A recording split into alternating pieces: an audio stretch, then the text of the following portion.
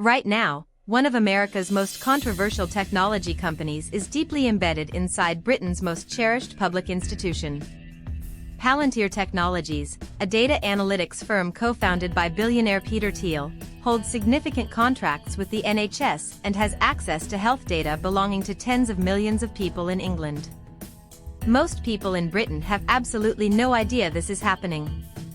Today we are going to change that. Here are 10 things you need to know about Palantir and the NHS, because this story touches every single person who has ever seen a GP, visited a hospital, or relied on the NHS for their care. Stay with us, because the details are genuinely remarkable. Palantir Technologies was founded in 2003 and takes its name from the all-seeing crystal orbs in J.R.R. Tolkien's Lord of the Rings, which, as you will come to appreciate, is a rather fitting metaphor. The company is headquartered in Miami, Florida, and was built by Peter Thiel, Alex Karp, Joe Lonsdale, Stephen Cohen, and Nathan Gettings. It made its name working with the CIA and U.S. defense agencies, helping to process vast datasets to track terrorist networks and identify security threats. It is now a publicly traded company, but it has never shed its association with intelligence work or its ideological intensity. Its chief executive, Alex Karp, has spoken openly about a belief that Western civilization must always prevail, a worldview that critics argue shapes how the company operates, including inside the NHS. Palantir's relationship with the NHS did not begin through any open, transparent procurement competition. It began with a COVID-19 emergency contract. Investigative reporting revealed that Palantir had been actively courting the NHS for months before the pandemic struck, and yet when it was awarded what was officially described as an emergency contract, there was almost no public scrutiny. In the chaos of spring 2020, with normal procurement rules relaxed due to the national emergency, Palantir helped build the NHS COVID-19 data store, a centralized system pulling together patient data from across England. That initial foothold, granted under exceptional circumstances, has since grown into something far more permanent and expansive. The emergency became the foundation. The political dimensions of this story are deeply troubling to many observers.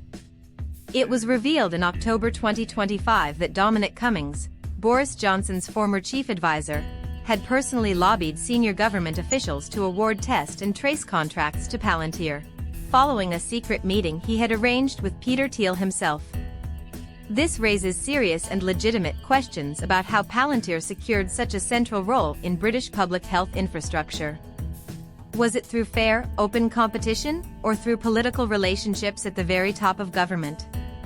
Parliamentary scrutiny of these arrangements has intensified considerably since those revelations, and in March 2026, the UK government publicly promised to reform its procurement practices, citing the Palantir deals as a direct catalyst for that review. The company's flagship NHS product is called the Federated Data Platform. Its stated purpose is to join up the NHS's famously fragmented data systems, connecting patient records, waiting lists, bed availability, and operational data across NHS trusts in England into a single, coherent platform. Supporters argue the case for it compellingly. Andy Hardy, a prominent NHS technology leader, stated as recently as June 2025 that it is unbelievable that clinicians still cannot see a complete picture of a patient's records across different institutions. Palantir's platform is designed to solve exactly that problem. In hospitals where it has been deployed, there is evidence of improved surgical scheduling, reduced administrative bottlenecks, and better resource allocation. The operational case is real. The question is whether the trade-offs are acceptable. The concerns about Palantir's NHS role are substantial, and they deserve to be taken seriously rather than dismissed. First, there is data sovereignty. Once NHS patient data flows through a US-owned private platform, American law, specifically the Cloud Act, could potentially allow US government agencies to compel access to that data, regardless of where it is physically stored. Second, there is mission creep. Palantir originated in defense and intelligence, and its ideological character is not hidden. Third, there is the risk of lock-in. when the NHS becomes deeply dependent on a single private provider for its core data infrastructure, public sector negotiating power is severely diminished. A report published by The Conversation in April 2026 laid out 10 specific concerns that experts believe the British public has a right to fully understand before this relationship deepens further. The landscape has shifted noticeably in 2026.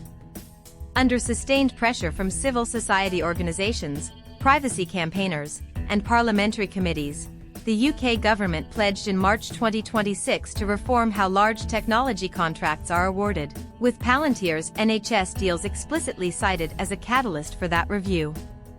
Critics argue the promised reforms do not go nearly far enough and that the structural problems remain unaddressed. Meanwhile, Palantir's CEO Alex Karp made headlines in June 2026 by warning that AI companies are upsetting enterprise clients through overpromising and underdelivering, a pointed observation that many noted with some irony, given the controversies surrounding Palantir's own NHS rollout. The Federated Data Platform continues to expand to more NHS trusts even as legal challenges and data governance consultations remain unresolved. On current evidence, the trajectory points strongly towards deeper integration rather than retreat. The NHS faces a genuine data infrastructure crisis. Fragmented systems, interoperability failures, and decades of underinvestment in technology are costing both lives and money.